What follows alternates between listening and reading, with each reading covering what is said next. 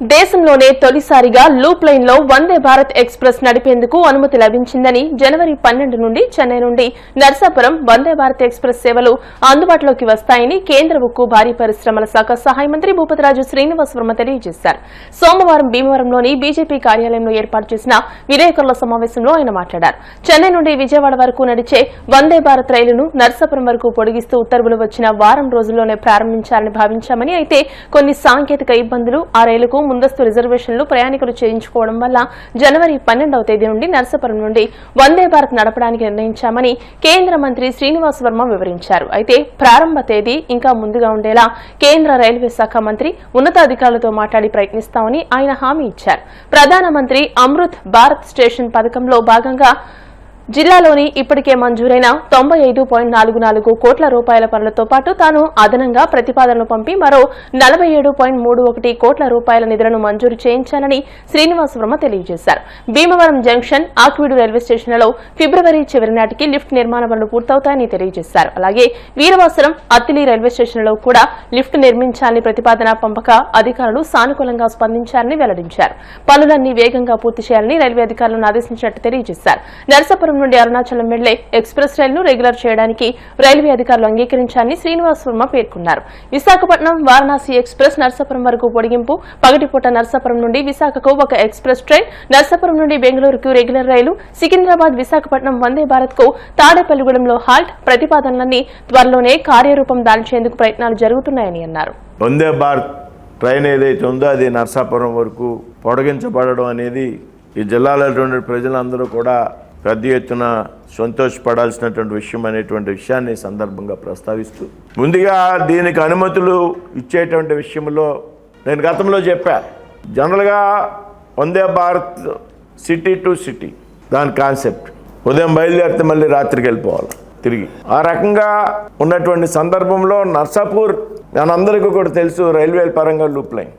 అటువంటి లూప్ లైన్లోకి వందే భారత్ పొడిగించడానికి నిబంధనలు అనుమతించమనేటువంటి విషయం ఉన్నప్పటికీ కూడా ఆ నిబంధనలను పక్కకు పెట్టి వందే భారత్ను నర్సాపూర్ వరకు పొడిగించడానికి ప్రత్యేకమైనటువంటి శ్రద్ధ చూపినటువంటి రైల్వే మంత్రి గారికి, అశ్విని వైష్ణవ్ గారికి ఈ సందర్భంగా ముందుగా కృతజ్ఞతలు తెలియజేస్తూ ఉన్నాం. అదేవిధంగా రైల్వే బోర్డు చైర్మన్ గారికి కానివ్వండి, అదేవిధంగా southern railway, south central railway ఉన్నటువంటి జిఎంస్కి కానివ్వండి, అదేవిధంగా మన విజయవాడలో ఉన్నటువంటి డిఆర్ఎం ఆఫీస్కి సంబంధించి అధికారులందరికీ కూడా పేరు పేరున కృతజ్ఞతలు తెలియజేస్తూ ఉన్నా. అయితే ఇది ఎప్పటి నుంచి ప్రారంభం కావాలి అంటే, ముందుగా నాకు ఒక వారం 10 రోజుల్లోనే రైలు ప్రారంభిద్దామని అధికారులు చెప్పినప్పటికీ నా సమయాన్ని ఎప్పుడు కేటాయిస్తారని వారు రైల్వే అధికారులు అడిగినటువంటి సందర్భంలో 10-15 రోజుల్లోనే ట్రైన్ ప్రారంభిస్తామనేటువంటి విషయాన్ని మనం చెప్పుకోవడం జరిగింది. ఈ నెల 12వ తారీఖున ఉత్తర్వులు జారీ చేస్తూ ఏదైతే జనవరి 12 నుండి వందే భారత్ ట్రైన్ని మేము పొడిగింపు కొనసాగుతుందనేటువంటి విషయాన్ని చెప్పడం జరిగింది అధికారులు. ఈ సందర్భంగా నాకు రైల్వే అధికారులు చెప్పినటువంటి విషయం ఏంటంటే, ఇది కొత్త రైలు కాదు, ఆల్రెడీ ఉన్నటువంటి ట్రైన్ ఎక్స్టెన్షన్ చేస్తున్నాం. కొత్త ట్రైన్ అయితే వెంటనే వారం 10 రోజుల్లో మనం ప్రారంభించేవాళ్ళం. ఇది పాత ట్రైన్ కాబట్టి రైల్వేలో మనందరికీ కూడా తెలుసు 2 months ముందు రిజర్వేషన్ చేసుకుంటాం. అంటే సెప్టెంబర్ 12 మనం చేస్తున్నాం కాబట్టి జనవరి 12 వరకు ఆల్రెడీ రిజర్వేషన్స్ క్లోజ్ అయ్యాయి. రిజర్వేషన్స్ క్లోజ్ అయితే వాళ్ళందరికీ కూడా మనం టికెట్స్ మీద ఏదైతే రైల్వే ట్రైన్ ప్రస్తుతం ఉన్నటువంటి టైంని మెన్షన్ చేసి మనం టికెట్స్ ఇష్యూ చేస్తాం. ఈ పొడిగింపు కారణంగా ట్రైన్ యొక్క టైమింగ్స్ మారుతున్నాయి కాబట్టి మనం ఇష్యూ చేసేటప్పుడు ఏదైతే టికెట్లు ఇష్యూ చేసేటప్పుడు టైమింగ్స్ ప్రస్తుతం ఉన్నటువంటి సమయం కాబట్టి ఇది కాంప్లికేషన్ అవుతుంది. కాబట్టి ఈ 2 నెలల్లో రిజర్వేషన్ జనవరి 12కి ముగుస్తుంది కాబట్టి 12వ తారీఖు నుంచి మనం కటాఫ్ పెట్టుకుందామని చెప్పి నాకు విషయం చెప్పడం జరిగింది. సరే, అది ఉన్నటువంటి సాంకేతిక సమస్య. అది ఎవరైతే ముందుగా రిజర్వేషన్ చేసుకున్నటువంటి వ్యక్తులు ఇబ్బంది పడకుండా వాళ్ళకు ట్రైన్ మారింది అనేటువంటి సంగతి కమ్యూనికేట్ కాకపోతే ఇబ్బంది అవుతుంది అనేటువంటి ఆలోచన.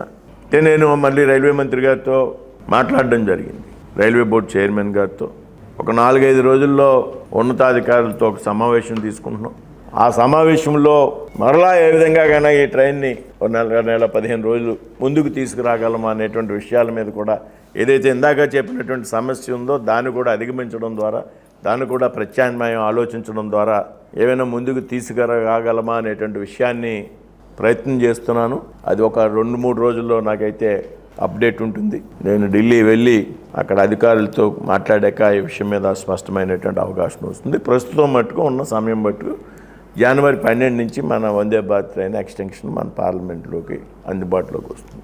అమృత భారత్ రైల్వే స్టేషన్స్ ఉన్నాయి మన పార్లమెంట్. ఏదైతే భీమవరం టౌన్, నర్సాపురం, తాడేపల్లిగూడెం, ఈ అమృత భారత్ స్టేషన్కి గతంలో నిధులు మంజూరయ్యాయి. పనులు కొనసాగుతూ ఉన్నాయి కాంట్రాక్టర్లు. ఆ పనుల్ని త్వరితగతిన చేయాలనేటువంటి విషయం మీద నేను ఈ మధ్యకాలంలో విజయవాడలో డిఆర్ఎం గారి ఆధ్వర్యంలో ఒక మీటింగ్ని ఏర్పాటు చేయడం జరిగింది. దానికి అదనంగా నేను కొన్ని ప్రతిపాదనలు కూడా చేసి అదనంగా నిధులు మంజూరు చేయాలనేటువంటి విషయాన్ని గతంలో జరిగినటువంటి సమావేశంలో కోరడంతో ఏదైతే ప్రస్తుతం భీమవరం టౌన్లో 32,37,00,000తో అభివృద్ధి పనులు కొనసాగుతూ ఉన్నాయి. ఏదైతే మనం చేసినటువంటి విజ్ఞప్తి కారణంగా అదనంగా 10 కోట్ల రూపాయలు భీమవరం టౌన్ రైల్వే స్టేషన్కి మంజూరు చేయడం జరిగింది.